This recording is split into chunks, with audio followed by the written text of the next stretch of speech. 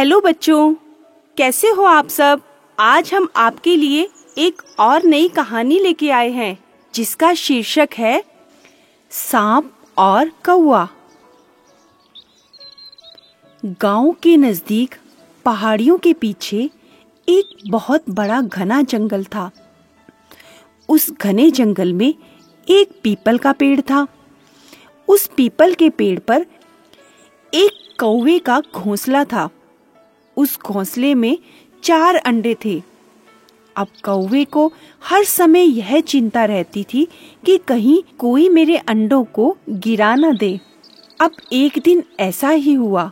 जब कौवा घोंसला छोड़कर कहीं दूर खाने की तलाश में गया था, तो अचानक क्या हुआ, उसी पेड़ के नीचे एक सांप का बिल था और वह सांप इसी तलाश में था कि कौवा कब घोंसला छोड़कर जाए और वह उसके अंडों को खा जाए। और यही हुआ। जैसे ही कौवा घोंसला छोड़कर गया, तो सांप एकदम पेड़ पर चढ़ता हुआ उसके घोंसले तक आ गया और उसके चारों अंडे चट कर गया और फिर से अपने वापस बिल में घुस गया। अब जब शाम हुई तो कौवा घोंसले में वापस आया और उसने देखा, अरे घोंसले से मेरे अंडे कहाँ गए। वह इधर उधर देखने लगा, शायद कहीं नीचे तो नहीं गिर गए। वह नीचे भी देखा, लेकिन उसे अपने अंडे कहीं नजर नहीं आए।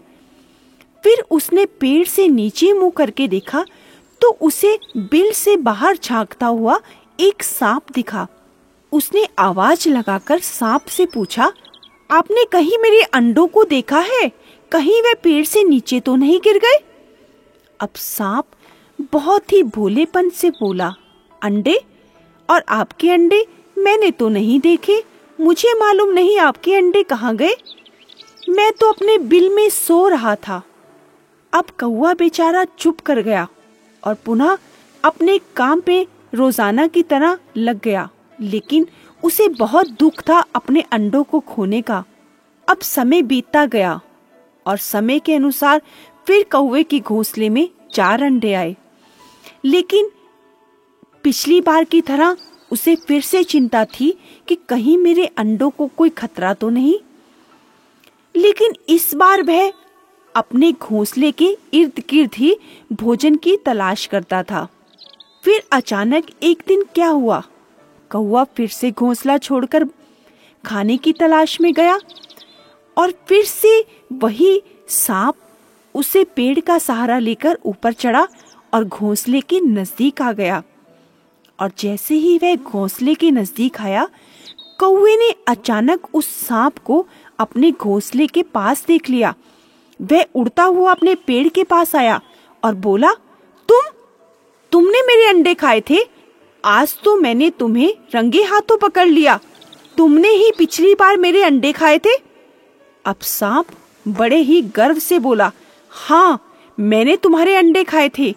तुम मेरा कुछ भी बिगाड़ नहीं सकते और यही अंडे मैं दोबारा खा जाऊंगा।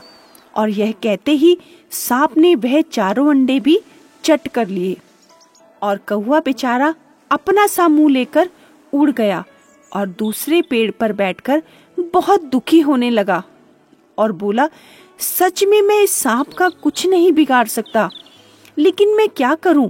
मैं कौन से पेड़ पर जाकर घोंसला बनाऊं? उस पेड़ के नीचे भी हो सकता है कोई सांप हो।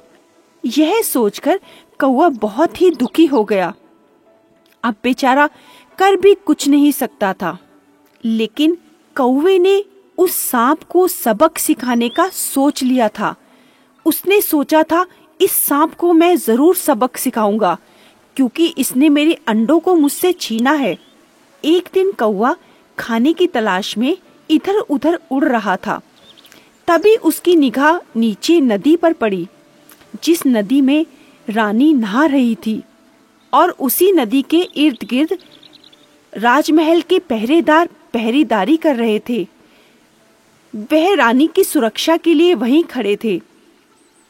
उसके सारे गहने एक पत्थर के ऊपर रखे हुए थे और कुछ पहरेदार उस गहनों के पास खड़े थे कि कहीं कोई चोर इन गहनों को चुरा ना ले।